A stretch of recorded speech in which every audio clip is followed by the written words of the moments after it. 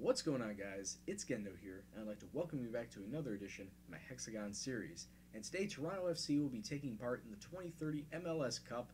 We'll be live comming up to 5 matches today, as we were able to bypass the wild card round due to our positioning in the Eastern Conference. And we go right into the Eastern Conference semifinals, where we drew against our fierce rivals in Columbus Crew. In fact, if you take a look at who is in the semifinals, it is two derbies. There are two derbies, Toronto and Columbus, and New York and NYCFC. When we take a look at the Western Conference, the 4 teams that make it into the semifinals are San Jose and Real Salt Lake, and Seattle and FC Dallas. Definitely a couple teams that you'd expect to be in the playoffs every year in Seattle and Real Salt Lake. And then in the Eastern Conference, New York is always there, and so is Columbus Crew. So we just definitely need to try and get past the 2 teams in front of us to try and get the MLS Cup. But before we get into those matches, let's go over how we've been faring in the league, as well as, well, there is one little piece of transfer news that could be going down. Now, as we mentioned before, we are in the MLS Cup playoffs, but let's take a look at how the regular season panned out. Toronto FC ultimately finished in 4th place overall, 63 points through 34 matches, 1 point behind Columbus, 3 points behind New York, and 8 points behind eventual regular season winners Real Salt Lake. Taking a look at the Eastern Conference, since Real Salt Lake is the only team that wasn't in the East, we did finish in 3rd place behind Columbus and New York. That is why we were drawn against Columbus, because in the conferences, the seeding is 1st place takes on the winner of the wild card, which was New York City and Chicago, and then 2nd place takes on 3rd. So with that being said, that's how our matches are going to be. How did we get to this point? Well, since our last live comm of the Canadian Championship, we hit a little bit of a rough patch. Yes, we had that nice dominant 5-0 win versus Seattle, but surrounding it were 3 losses that at the time were very, very surprising, shocking, I guess, because before that we hadn't lost since Real Salt Lake. But then 3 out of the next 4 matches, losing to New York, to Real Salt Lake again, to Columbus Crew, just needed to get out of the funk. And unfortunately, the 5-0 victory against Seattle was a little bright spot in the sea of a gigantic mess. Rudy Guevara coming away with a hat trick within, 22 minutes. Fumasa picking up a goal, as well as Andres Franco capping it out in the 88th minute. Really, really just icing on the cake at that point. But then, like I said, just losses all around. We needed something to pick us up, and what got us out of the funk after that was a draw versus Montreal Impact. 1-1 draw, and both goals coming within 2 minutes of each other. Dave Jones getting the scoring off first in the 40th minute. However, Montreal Impact, right from the kickoff, scoring and equalizing, and that's all the goals. Looking at the stats at the bottom, you'd expect that there have been more. We took 25 shots, 11 of them on target. Montreal were only able to get 1, which just happened to be their only goal. So definitely felt we could have come away with a victory there just based off of that and how we were playing. And then it's back on course. We went back on course, as over the next 6 matches, we only lost once.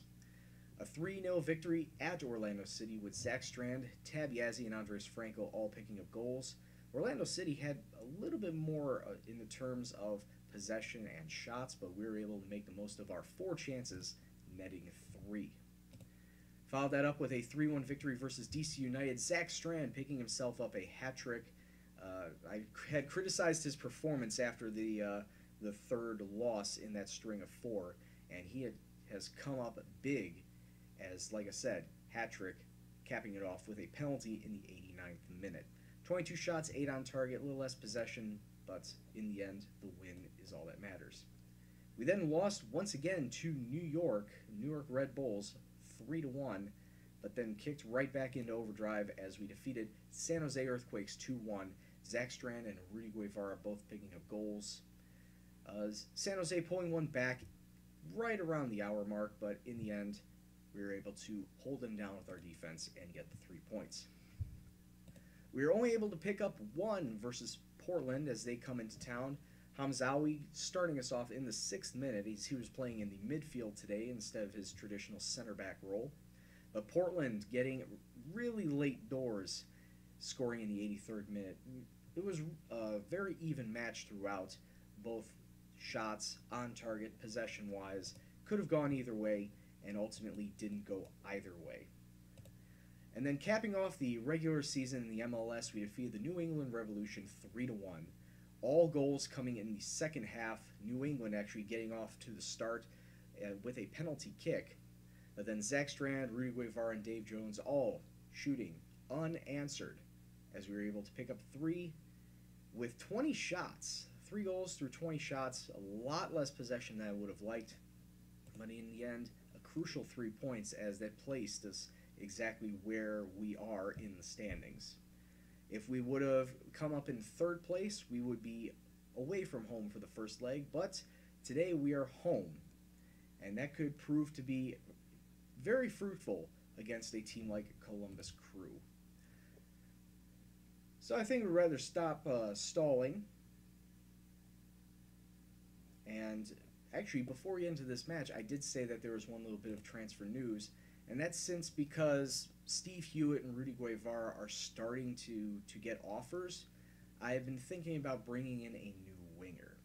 And that new winger is none other than 34-year-old Andrej Zivkovic. He's coming in from Barcelona, but he doesn't start at Barcelona. No, he actually starts out in Partizan. Then he moved to Fiorentina and then spent the last 12 years of his career in Barcelona, racking up really good stats.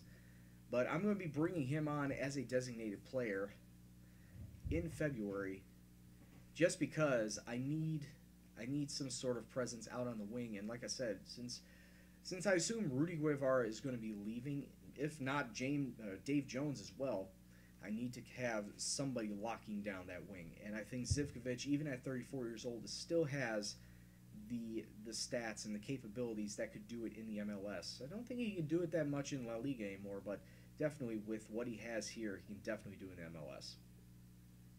Alright, now that that's taken care of, let's get on with the match, and Columbus are looking really defensive to start. 5-4-1, and of course we're going to be coming out with our 4-V-1 formation with Marier in net, Cordero, Gat, Hamzawi, and Minnie Webster, the back 4, Alan Martinez, defensive mid, Tab Yazzie and Andres Franco sitting in the midfield, Guevara and Jones on the wings, and Zach Strand sitting up front. Let's kick off and hope to get a few goals in here so we can have a little bit of a comfortable lead going into the second leg. Team talks went well, and we kick off this first leg, and already Columbus Crew looking to be on the offensive. And within 12 seconds, we were able to quell that attack. But 5-4-1, apparently not the defensive formation I was thinking about. But we do get a free kick. Dave Jones, smacking it off the keeper and then getting his own rebound. It's 1-0 to Toronto FC after 18 minutes. A good start for the boys. 3 minutes later, we do get another goal. I was about to say, we get a corner, but Hamzawi getting himself a goal and doubling the lead after just 3 minutes. We're really taking it to Columbus Crew, proving that 5 at the back, definitely not all that's cracked up to be. 31 minutes gone, and Columbus Crew had an attack. We were able to take off of it, and we're just passing them off the park. They cannot do anything about it. Guevara through to Zach Strand. Was he onside? He was, and we're just running roughshod all over Columbus. It's 3-0. And just like that, this entire playoff leg could be over after scoring those 3 goals. Of course, we get another corner kick. Franco to Hamzawi, and that's just too easy. Hamzawi, another headed in corner. It's 4-0 to Toronto.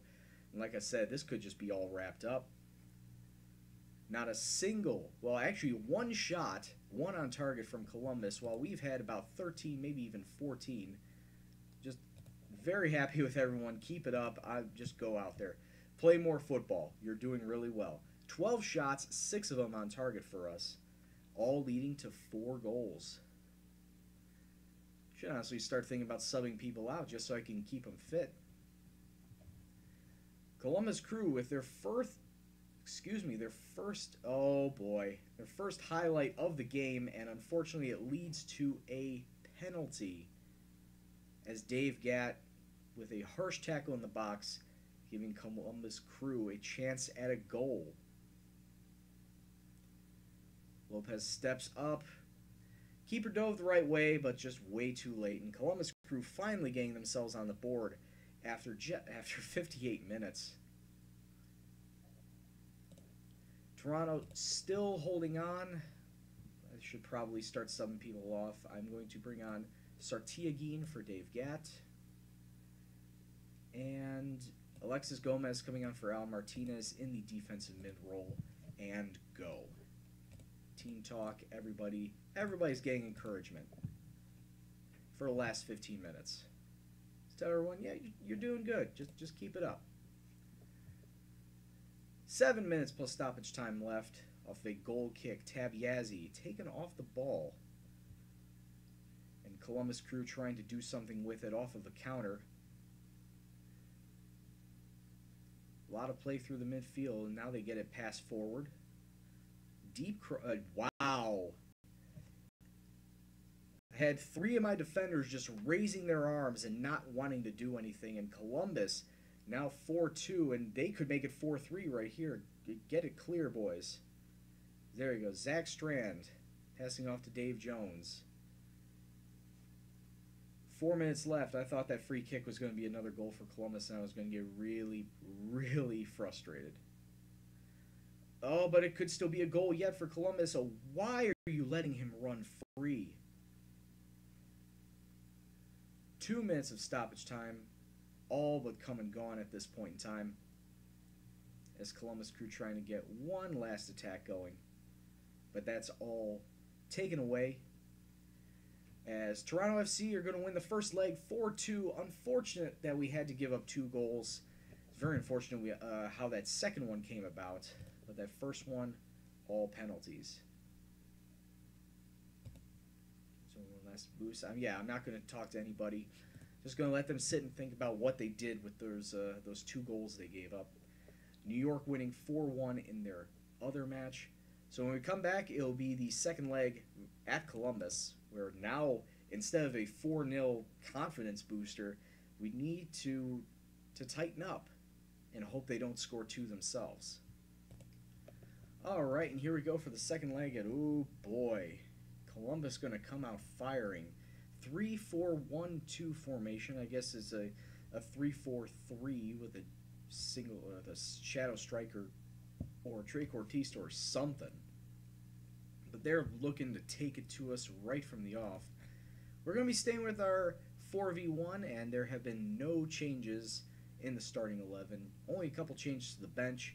But other than that, let's kick off and see what happens. Hopefully advance. Alright, we kick off and we start the first half with the ball. Just need to hold on a little bit. I mean, Columbus Crew need to score 2 if they want to advance. And right now, 27 minutes on, they have a great chance. It's a deep free kick. Great save by Marier. Awesome save. Encourage the boys a bit. But other than that, Columbus have been getting all of the ball. 6 shots, 2 of them on target. We haven't had a single shot yet. I guess the game plan that I'm trying to think of today is withstand the pressure and keep the lead. If we can eke out a goal, that would be great. But right now, it's just withstand the pressure and hope nothing gets past us. So we're at halftime. It's still 0-0. I'm a little concerned about these conditions, but since Tabiazzi is my best player, probably going to leave him in there.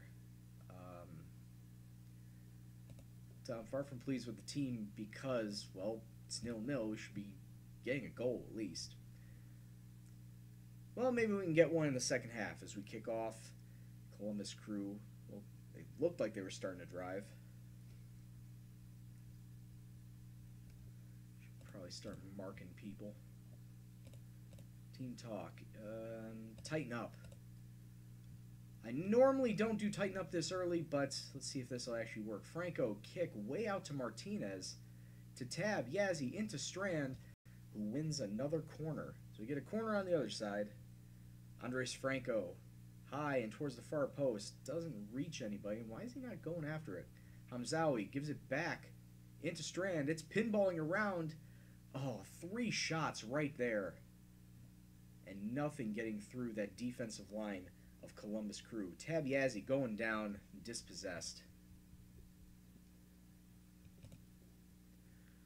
66 minutes gone. We get a throw deep in the Columbus Crew area, but they come out with it and are driving, and we're just playing chase ball after them. What was that shot? I have no idea what was going on there.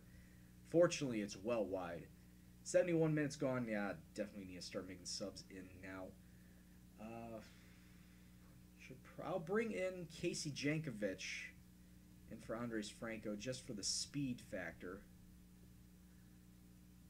Then I don't want to bring out Hamzawi just yet. So Sartiagin's going to come in for Cordero, and that should be it. Make those 2 changes. Haven't gone through just yet. Uh-oh. Oh, no. That's a long ball over the top. Columbus Crew, what a save by Marier. I got to watch out so we don't get any foul-worthy tackles in the box. Fortunately, we were able to keep it out, and Zach Strand having a little trouble holding on to the ball. Gets it back from Tab Yazzie. Pacing, but ultimately just shoots it wide. It's okay. Still 0-0, but we still have the lead. Alright, and then, yeah, now I'm going to do it. Alex Petke's going to come on for Hamzawi since he's tired. And we're just going to sit out these final 7 minutes plus stoppage time. Do get a highlighted goal kick. Can't keep the ball. We need to keep possession, boys. Minnie Webster recycles it back to Marier. Long kick forward. Oh, we can't keep possession. Once again, something we need to work on. Long ball forward. Recycled back to Marier. Dangerous clearance. And Columbus Crew are doing everything they can to get the ball forward and try to get a goal. Not a lot of time left. I'm not even going to worry about this. I was going to say close down or tighten up, but it's not worth it at this point, as with 20 seconds left on the clock, we're going to advance to the Eastern Conference Finals, where more than likely we're going to be facing off against New York Red Bulls. And New York Red Bulls gave us a lot of trouble during the season. So facing them in the playoffs is going to be even more rough. There it is, full time, 0-0 snoozer. Columbus getting a lot more shots off than us, but in the end, we advance based off of the first leg. And Minnie Webster can be mad at all he wants. And yep, easily dispatching of NYCFC. We will be facing off against New York Red Bulls in the Eastern Conference Finals. There it is. So when we come back, first leg of the New York Red Bulls Toronto FC match. Don't go anywhere, but we'll be right back. All right, and here we are for the first match of the Eastern Conference Finals. Toronto FC versus New York Red Bulls. We're going to be at BMO Field. It is a sellout, and it looks like New York are going to be coming out with a little bit of a defensive formation, a 4-4-2, excuse me, a 4-4-1-1 with 2 DMs. We're not giving up with 4v1. It's worked well for us so far. Let's keep it up.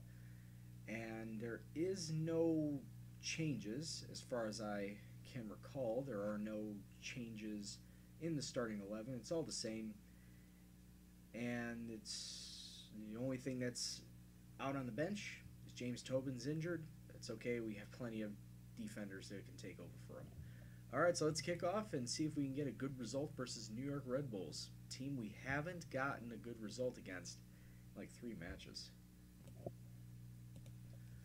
Talking is over. It's time for action.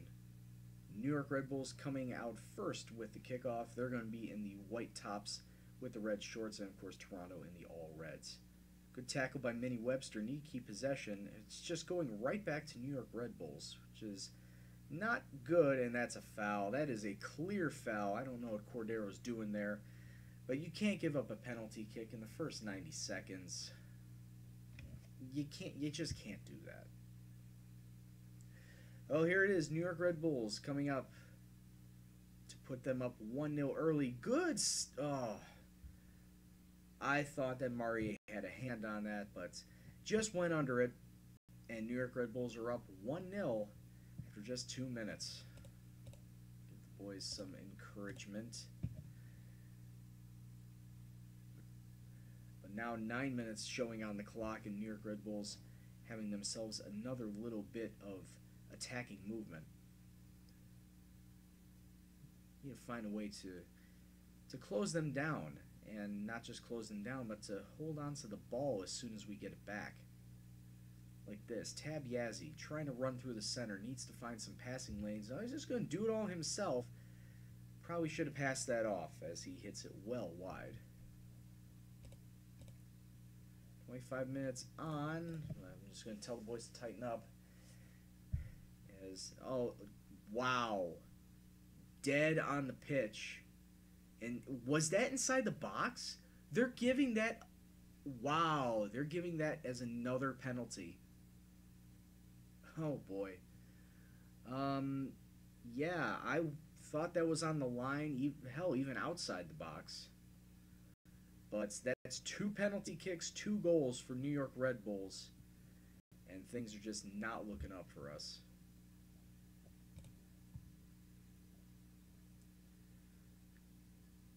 We have only had, actually it showed 3, but now it jumped up to 5 shots on goal. From 20 yards out, Andres Franco just a frozen rope to the top right corner, and we get one back right before halftime. It's 2-1 New York Red Bulls, but we definitely need to do something better in the second half. I'm not liking what I'm seeing. So we come out, we're going to get the ball to start. Let's hope these next 45 minutes prove more fruitful. Long throw in. The ball's just bouncing around. That's an own goal. Yeah, I was going to say he was trying to kick it out, but instead kicked it into his own net. We were really lucky there, as now it is all knotted up at 2 apiece, thanks to goalkeeper blunder. It's probably the only gift they're going to give us all game. One of their players going off injured. I should probably start making subs due to players not playing very well. Fumasa is going to be coming on for Rudy Guevara. And that's going to be it for now. Yeah, Guevara's just haven't had the best of games so far. Andres Franco with a corner, whips it in. He does get it back out, so we keep the attack going. Tab to Strand. Fumasa coming on. Fumasa making the difference. The super sub in the 74th minute, putting Toronto FC ahead 3-2. Amazing. Amazing scenes here. Now I'm going to sub off Alex Martinez for... Should I do Petke or Gomez? Actually, I'm going to do Alexis Gomez. Is going to be coming on for him. And then Sartiagin is going to come on for Dave Gatton. Those are going to be all 3 of my subs. And tell everyone to tighten up assertively if they'll ever get there. There we go. I don't like this. It's right from the kickoff, as New York Red Bulls are trying to look for an equalizer. Cross gets whipped in, and wow, right from the kickoff, New York Red Bulls get themselves the equalizer they were looking for, and it's 3-3 with 14 minutes left to go in the match. What in the hell is going on here with my defense? 2 minutes later, off a free kick, Maurier can't hold on to it. He parries it directly to a Red Bulls guy, and they take the lead.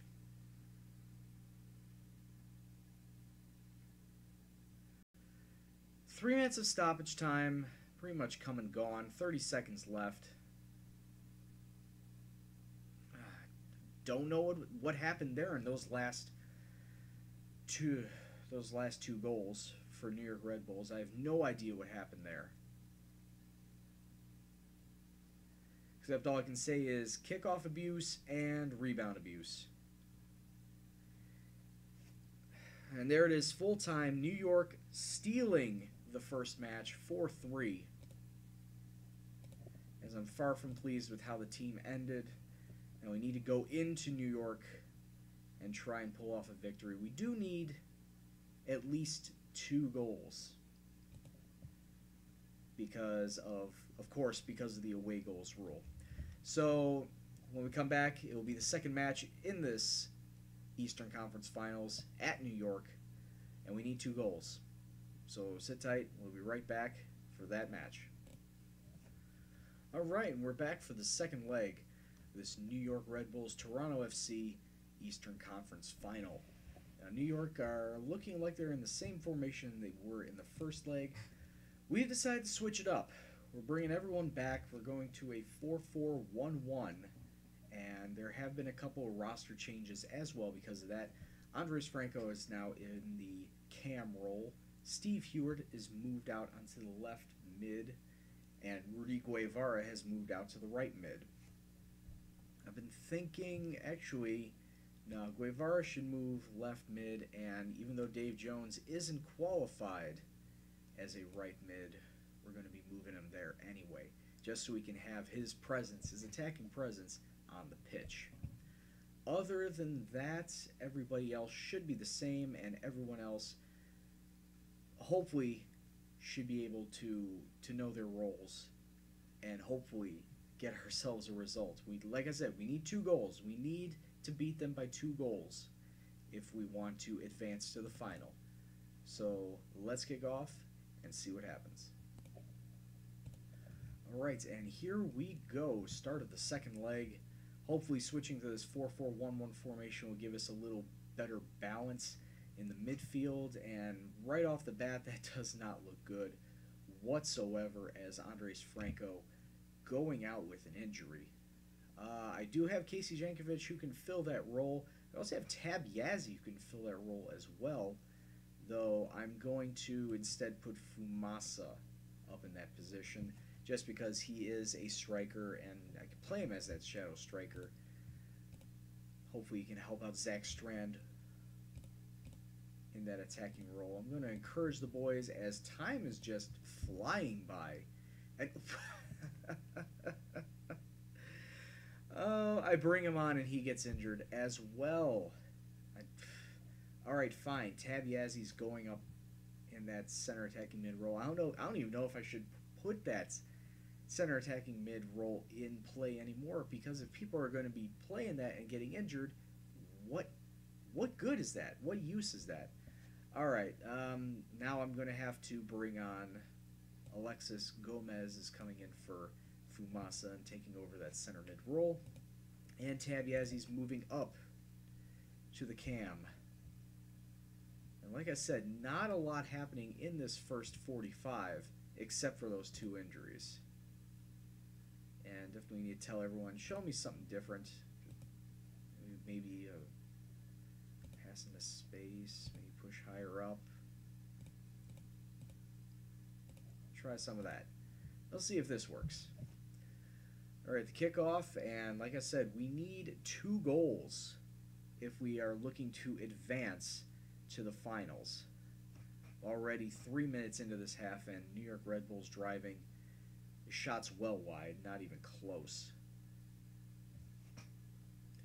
New York Red Bulls have had 12 shots, 5 of them on target. We've only had 3 shots, and 1 of them being on target. Definitely a big disparity in who's had a lot more on the ball. Ooh, thrown forward to Tab, who is offside. Oof.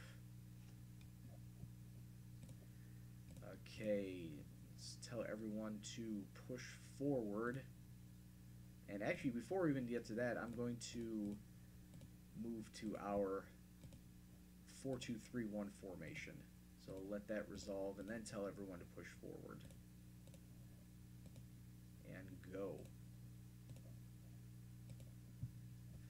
So 64 minutes gone, and like I said, not a lot happening. New York Red Bulls obviously firmly in control of this match. Tab, Yazzie, to Gomez trying to play through the center. Yazzie getting a shot off. It would have been wide of the post, but the New York Red Bulls keeper right there to pick it up. I wanted a team talk, but also at the same time I want to make subs. I'll tell everyone to push forward. We do have a free kick. Hamzawi out to Minnie Webster on the left. That's such a bad cross. You need to do better. Good tackle. Can we keep possession of the ball? We do. Can we turn it into something? Cordero throws it forward. We do pick it back up. Tab, Yazzie loses it. Dave Jones on the right. Gets it into Tab. Gets it back out to Dave. He needs to throw in a cross. Cordero, one of them needs to get into the center. Gomez tackled, and that's pretty much it. New York Red Bulls on the counter, off the post. Tense times. Not a lot of time left, and I need to come up with something. We're gonna put, oh geez, not a lot I can do. Casey Jankovic is going to come in for Al Martinez just for his pace, at the very least. I'll team talk, tell the people I can to push forward. As we have 11 minutes to score 2 goals. It's looking less and less likely as the time is just ticking away. 2 minutes of stoppage time have pretty much come and gone, and it looks like, unfortunately, we are not going to be going to the MLS Cup Finals this year. Which would have been nice, but unfortunately, full-time, New York Red Bulls defeats Toronto FC 0-0 on the day, but 4-3 overall. Everyone, you were just unlucky. Just pack it up and see what we can do next season. Well, we did qualify for the Champions League for next season, so not a big loss, but unfortunately not going for the big prize that is the MLS Cup is a bit of a downer. As you can see, New York definitely having a lot more in terms of opportunities. 20 shots to our 10, 8 of them on target to 6, even in possession. But otherwise, we are knocked out and our season is pretty much over. So next time, of course, will be the start of the 2031 MLS season. We'll give a little transfer roundup, see who stays, who goes, who gets picked up in the drafts. Other than that, the only thing left to go over is how everyone did on the season. And just taking a look at the base stats. In terms of goals, it was really only one person, and that was when Zach Strand was away on World Cup duty. Dave Jones, through 41 matches, picked up 23 goals. A lot of them, like I said, coming in that World Cup area, where Zach Strand and Tab Yazzie were playing for the USA. Zach Strand, who was leading, did manage to pick up 18 goals in 31 appearances on the season. Not bad. Rudy Guevara, the surprising player, actually getting double digits, picking up 16 goals in 29 matches. Good for him. Nobody else had double digits. The next closest was Fumasa, picking up 8 in 13. Leading assister, Andres Franco. Actually, I probably would have pegged one of the wingers, like Rudy Guevara or Dave Jones, but they come in second and third to Franco, who picked up 14. Guevara had 11, Dave Jones had 10, and Tab Yazzie also having 10. Next closest, that's in single digits, Zach Strand, picking up 6 assists. And average rating-wise, Rudy Guevara picking up the best average rating for the team with a 7.48. Zach Strand with a 7.36, and Tab Yazzie rounding out the top 3 with a 7.34. Now, everybody's contract is set until the end of next season. I really need to start thinking about who I want to keep. Actually, that's a lie. Not everybody's contract is set through next season. The one that who did not want to re-sign was Ethan Horvath. Ethan Horvath is going to be leaving in the next month. So I need to make a decision on the goalkeeper situation. It's either re-up Maurier, sign Maurier, or in the end, have Rottmeyer become my starting goalkeeper, and quite honestly, I don't want him to be. I see him as a backup, and there's just no way that we would win as many matches as we did this season if we have Rottmeyer as our goalkeeper. So that's the main thing I'm going to be looking for in the offseason, is to try and find a new goalkeeper. But until that time, it's going to be all up in the air. Like I said, drafts, comings, goings, new signings, whatnot.